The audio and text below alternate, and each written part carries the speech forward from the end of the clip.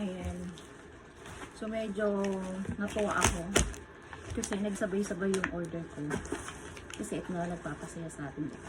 Pag pili mo, may natatanggap ka. Di ba? So, ayan, may natanggap ako. Isa, dalawa, tatlo, apat. So, ayun nga.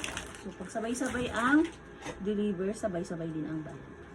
Yun yung masakit. Pero, syempre, iba pa rin yung pakiramdam na nagbubukas na. Diba? So, ayan. Sisimulan natin sa mas maliit. Excited, diba? So, check natin. So, ayan. Oh, parang wala ata kang order na ganito. Oh, ganda siya.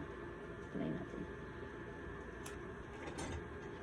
Ito mahirap eh kapag kapag late ka natutulog minsan, napapa-check out ka nang wala sa oras. Ang click naman eh ito.